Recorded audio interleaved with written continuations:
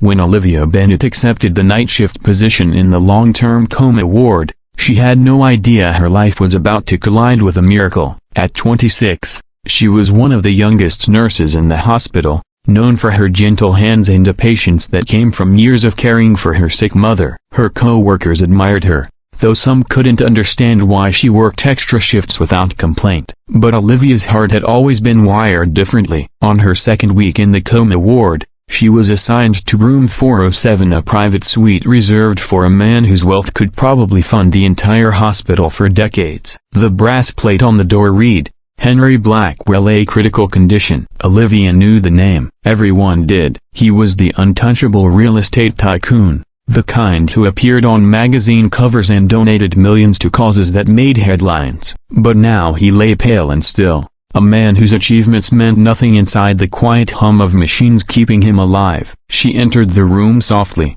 carrying warm water, towels, and soaps. Bathing coma patients wasn't just procedure, it was dignity. It kept the muscles from tightening, the skin from decaying, and the soul, if it was still listening, from feeling abandoned. "Good evening, Mr. Blackwell," she whispered, even though she knew he couldn't respond. "I'm Olivia. I'll be taking care of you tonight." She didn't expect anything back, but she always believed the unconscious could hear far more than people assumed. So she spoke gently as she worked, telling him what she was doing, making sure her hands never felt cold against his skin. Henry's face looked worn from the accident, a high-speed crash caused by a reckless driver, but beneath the bruising, he still carried the features of a man who once commanded rooms with his presence. Olivia wiped his forehead with warm water, adjusting the tubes carefully. "You know," she murmured, "your sister visited earlier. She told me you never take vacations. Maybe broken bar, you're resting now because someone finally made you." She let out a soft laugh at her own joke. As she bathed him,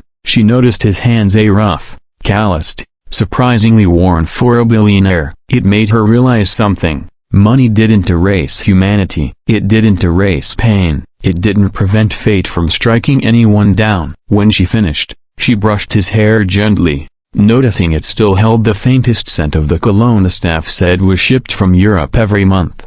"Mr. Blackwell, a broken bar," she whispered, pausing for a moment. "If there's even a piece of you listening, a broken bar, I hope you find your way back." She didn't know why she said it. Maybe because he looked so alone. Maybe because she'd seen families give up on their loved ones far too easily. Maybe because she, too, knew what it felt like for someone important not to wake up. On her way out, she turned one last time. "Good night, Henry." The lights dimmed, the machines beeped steadily, and Olivia walked down the silent hallway. What she didn't see was the faintest twitch in his fingers, or the single tear that slid quietly down Henry Blackwell's cheek, because for the first time in months someone had spoken to him like he was still alive. And deep inside the fog of his coma, something stirred. Someone had reached him. The soft hum of machines was the only soundtrack in Mr. Harrison's private IQ suite. Elena had spent weeks in this room, moving between tasks with the grace of someone who had learned to make peace with heavy silence. She checked the 4 lines, wiped his forehead with warm water, gently massaged his stiff fingers, and talked to him even though he'd shown not a single sign of hearing anything.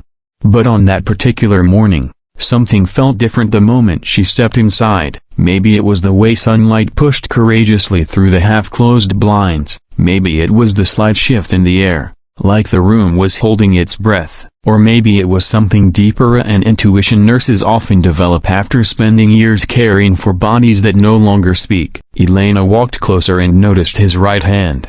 It wasn't clenched the way it always was. It was a broken bar, relaxed. Her heart jumped, but she forced herself to stay calm. She placed a gentle hand on his wrist.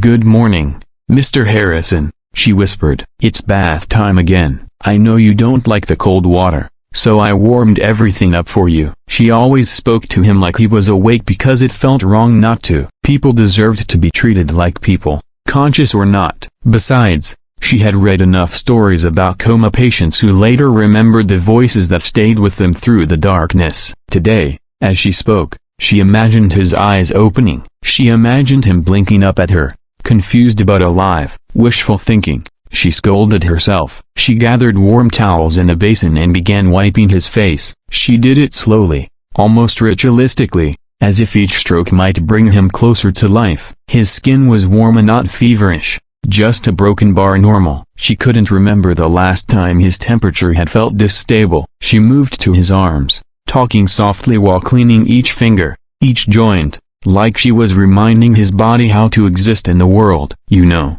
she murmured, dipping a cloth into warm water, "I visited my brother last night. He asked about you again. He thinks one day you'll wake up and start barking orders at everyone." A tiny smile curved her lips. "Honestly, I hope you do. It'd be nice to see you give Dr. Fellows a hard time." She continued bathing him, unaware that with every word, something inside him stirred at a faint echo of consciousness trying to claw its way to the surface.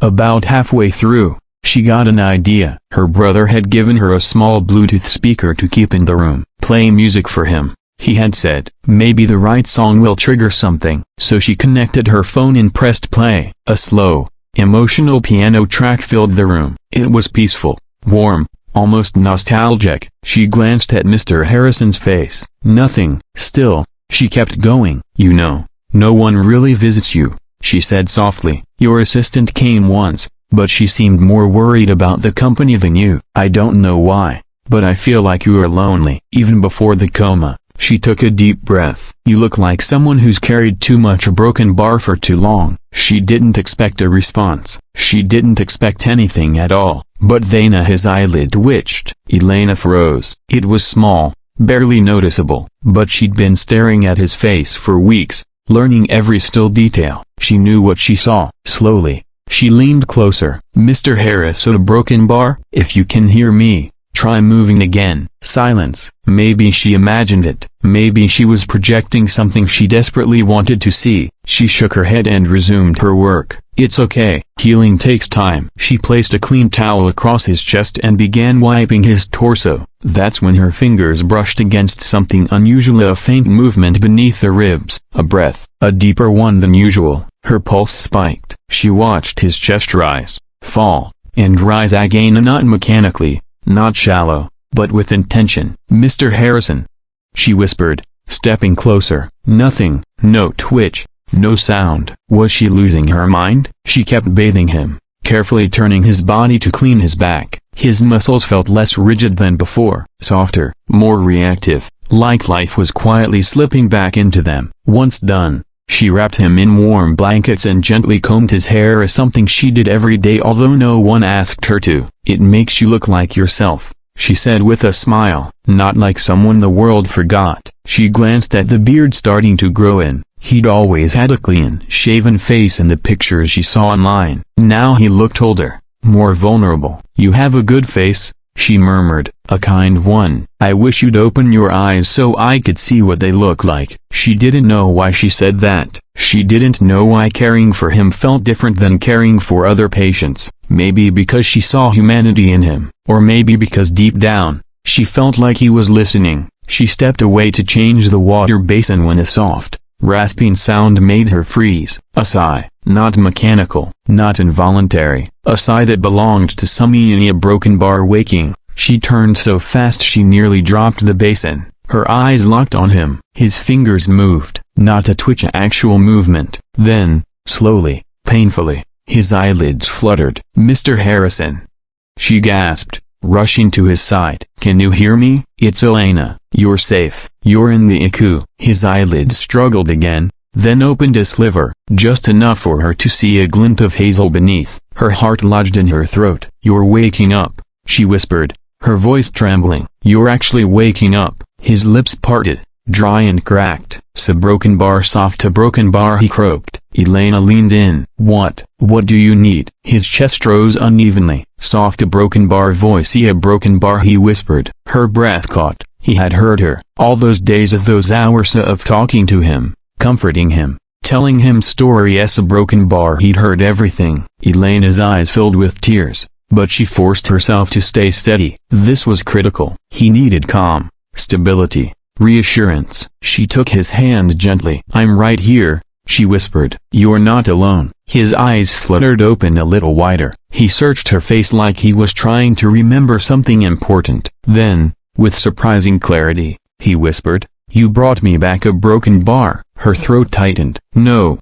she said softly, you found your way back. I just a broken bar stayed. His fingers curled around hers. Weak, trembling, but intentional. The machines beeped faster, picking up the growing rhythm of his returning consciousness. Elena pressed the emergency button, calling the doctors. But before anyone arrived, he whispered one more thing. The words that would change everything.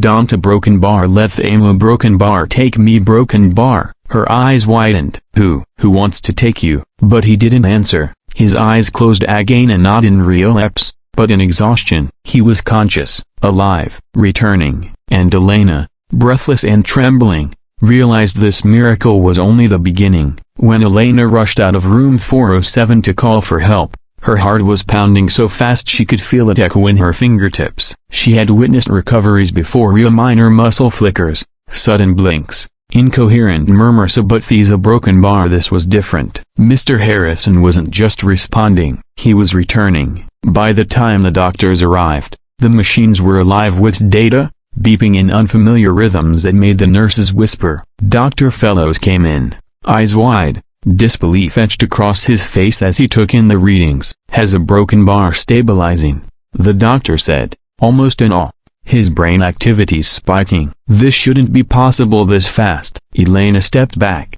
pressing her hands to her chest. She wanted to cry, but she also didn't want to get in the way. For months, the doctors had told her not to hope too much. People in long-term comas rarely wake up, they'd said. You need to protect your emotions. But hope, she'd learned, doesn't ask for permission. While the team worked around Henry Harrison adjusting tubes, checking vitals, running tests, Elena quietly cleaned up the basin, wiping her trembling hands on her uniform. No one noticed her tears slipping down her cheeks as she watched him move his lips, trying to form words that no one else could hear. The following hours were a blur of activity. By evening, his condition had stabilized enough that the room quieted again. The doctors left, promising to return in the morning. The blinds were half drawn, and a soft orange glow from the sunset stretched across the floor. The only sound was the faint rhythm of his breathing, unnatural this time, not machine-controlled. Elena stood beside his bed, afraid to even blink. And then a broken bar. He opened his eyes, fully. For a few seconds, he stared at the ceiling, lost and blinking, his pupils adjusting to the dim light. Then, slowly, his gaze shifted. When it met hers, something ancient and fragile passed between them, a recognition that neither could name, but both could feel. You, he rasped, his voice hoarse from months of silence. Elena's lips parted. Yes, it's me, she whispered. I'm your nurse, Elena. You've been in a coma, but you're safe now. He blinked slowly, as if processing every word. His throat worked as he tried to speak again, and she quickly poured a little water, holding it to his lips. He sipped weakly, eyes never leaving hers. Been a broken bar how long? He managed. 4 months, she said softly. You've been here since the accident. His brow furrowed. Accident?